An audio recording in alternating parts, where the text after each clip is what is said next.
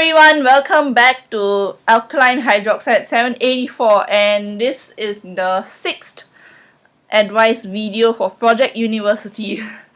um, yeah, so since I am now awake and very in my senses, because I tried to record this once after hall orientation, but I don't think it was a very good recording, so I'm just gonna do it again and tell about both orientations at the same time. But anyways, so this advice video, I'll tell you some advice on how to prepare and whether you should go for orientation or not based on, your personality or how you are. And also the differences between hall and faculty for in terms of whether you should go for each of them or not. Okay, so the first for the most important question, should you go for orientation? Well, I guess you should. If you want to make new friends, if you want to have fun, you should go. But of course, there are some factors to consider. The first thing is whether you're willing to spend 4 days of your life with a bunch of people of your age or slightly older than you, and doing all sorts of games, whether you like them. Some games you may not exactly like them as much, some games you may actually like them a lot, and you'll get really tired after the 4 days. So you do have to consider that when you decide whether you go for orientation. But maybe a first gauge is, maybe your JC orientation. If you enjoy your JC orientation, this will be like a much more intense version of JC orientation. If you didn't even enjoy JC orientation, then I say don't go for it. Because if you don't like JC orientation itself, just like in terms of the games or activities that you're doing, then you may not like this because this is even more intense. This is way more intense than JC orientation. JC orientation is nothing compared to this. But if you didn't like JC orientation because you didn't find it fun enough, then maybe you should go for uni orientation. You would probably find it your style. Um, but anyway, that's the first factor. The second factor is whether you're free. If you're not free, then sorry, I cannot do anything about that. But really try to make some time, for the orientation, because even if you don't make friends, you will have a lot of fun before all the studying starts. So I think it's good to, you know, go and unwind a bit, get to know who else is in your hall or in your faculty at least. Even if you don't become good friends with them, at least you know have some familiar faces next time you walk around hall or your faculty.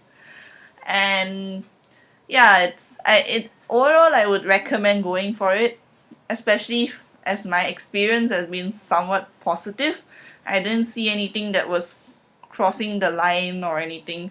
I mean, there was, of course, as with every orientation, there's gonna be some things that you may not like, but I don't think there was anything that really crossed the line or would deter me from going to orientation the next time. Okay, so once you decided, okay, I'm gonna go for orientation, how should you go about signing up or preparing for it? In NTU they have a page, the page with the important dates thing, and actually you can just search for NTU orientation. There'll be a whole list of orientations. You can go there and sign up for the ones relevant to you. Of course, I only went for the hall and the faculty one, and there's actually another one called the Big Four. And I heard that this year the sports one was pretty much just physical training, and I also heard that in general the Big Four are the most intense of them all, I guess. So if you don't really want to join the CCA, then don't bother going for the Big Four because otherwise you'll be really tired after 3 whole camps. I was already tired after 2 camps. Okay, so yeah. uh yeah, so basically, if you are deciding to only go for one orientation, and if you're not going for hall, then I mean if you're not going to stay in hall, then you can just go for the faculty one.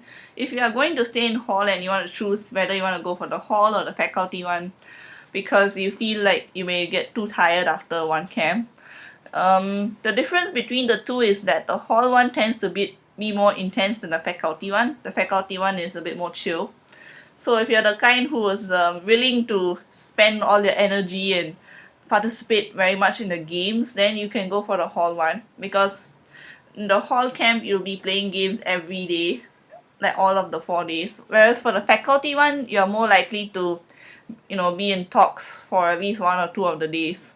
And if you're someone who really needs the information, who needs some reassurance that okay, this is what I need to do, then you can go for the faculty orientation and attend the talks, I guess.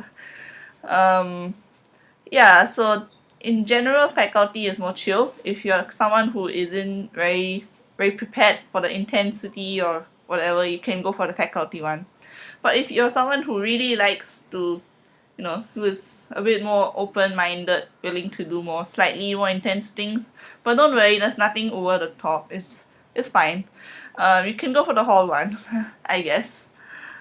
Um, is there anything else that I can think of? Not really. I think I'll just give you some final advice for the hall one, if or for the faculty one as well. Basically, your packing list. Before you go for orientation, you will be given a packing list. I suggest that you try not to overpack or underpack either. So make sure that you definitely have the minimum stuff that you need for the 4 days. But at the same time, also pack some extra underwear or a change of clothes, because you're very likely to need to change your clothes quite a bit during the orientations, as you will, for reasons I think you will find out during the actual orientation. So please do prepare everything that you need for the orientation. But there's another thing I mentioned, do not overpack. For the hall one is okay because you have your own hall room. But if when you're going for the faculty one, you won't be staying in your hall unless your hall is very near your faculty.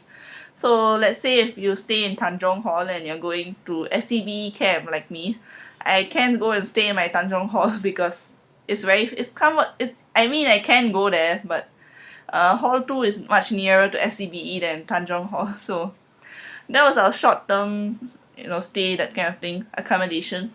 And for that we need to bring a luggage and or bags or something.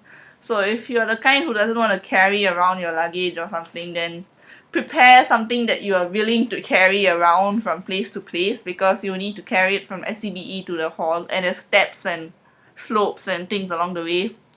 Yeah, so in other words, try not to overpack, try not to bring something that's really hard to carry around. Yeah.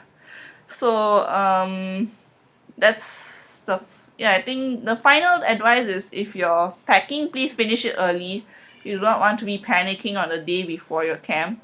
Make sure you ready all your items that you need earlier on, and so that even if you forget something, it'll only be like 1 or 2 things and you can get that on the day before. And for the actual camp, oh yeah, sorry, I kept saying final, but I think this is quite important. For the actual camp, if you're introvert but you still want to go for camp, you want to try your best to make friends.